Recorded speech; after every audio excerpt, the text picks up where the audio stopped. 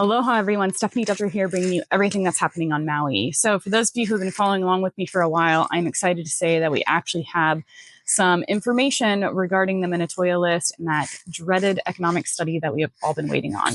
If you don't know what I'm talking about, please scroll down in the email. I've included a bunch of information for you that you can get educated on what's happening, or better yet, give me a call. I'm happy to talk to you about it. But for those of you who know what I'm talking about, economic study, we've been waiting on that to come in by the end of December of last year. Never heard anything, nothing about it. And then February 17th, an article came out and they stated that no one picked up the gauntlet, if you will, to take on that economic study. As a result, the mayor announced that they're going to move that economic study internally. Nothing could go wrong, right? So very, very Maui style. I'd like to say I'm surprised. I'm not surprised at all. Part of what was stipulated with moving it internally was that the study now needs to be completed by June 18th. They also stated in the article that for the next couple months, county is going to be, focusing on getting their budget in order, telling us that the Minatoya bill is just continuing to cruise on. It is not a priority. A little bit frustrating because what's happening is, in my opinion, it is market manipulation that's happening because of all the uncertainty that's coming with not knowing what's going to happen. So hopefully by June 18th, economic study is completed. And then hopefully they have the University of Hawaii's economic study. The U-Hero report is also done by that time. At that point, the council will then get together, take a vote, talk about what they want to do, any recommendations they have, if they're going to pass it, if they're going to not do anything with it.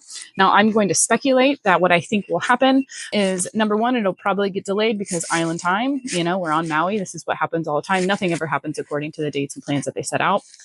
Or what could happen is that it could just fizzle out altogether. Or, if I want to be super pessimistic, they're just going to say, whatever, we're going to pass it through, to which point it's going to be just a hellstorm of a lot of lawsuits. So that's, again, Stephanie's speculation here and my thoughts on the whole entire situation, which I'm sure you're tuning in to hear about.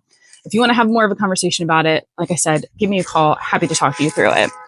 So what this means is that because we have a lot of uncertainty in our market, the prices continue to soften, especially in the condo market. For every one buyer that's out there, there's like 20 plus listings for them to choose from. As a result, condos are not moving all that much. Single family homes are moving if they're priced well. If you're waiting for that, peak COVID pricing, even for your houses, just know it's not happening. A lot of people are softening on their prices too, even in the single family home realm.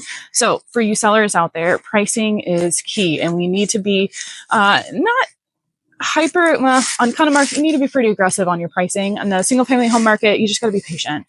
So again, if you're thinking about selling, give me a call. We need to strategize. We need to look at the market as a whole, see what's been moving, and then actually talk through what it would take to get your property sold. Because again, there's not that many buyers and there's a ton of houses for sale.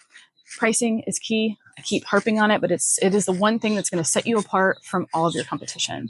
For you buyers out there, if we haven't talked, we need to talk, because now is the time to be getting after it and putting in low offers. Sellers, plug your ears. I'm sorry you're going to hear this from me, but that's the truth. So buyers, you got to go out there. You got to figure out, what are your top 5 properties that you really love? And then let's start from the top and put in our low offers. If those sellers say, you know what, I'm going to be a stick in the mud, I only want my price, then we say, okay, we move on to the next one. And this is how you get the price that you want. A lot of times that's like the ideal situation, right? To have someone who is willing to go to the next property, because a lot of times you fall in love with one property and then it's really hard to come off your price. But that is how you get a good deal. So if you're thinking about buying, give me a call. Again, this is the time to strategize, to get after it, to put in low offers, to get you that good deal.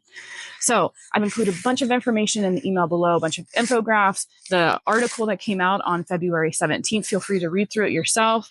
Make your own conclusions about what you think it means and where it'll come. Would love to hear your thoughts on it too.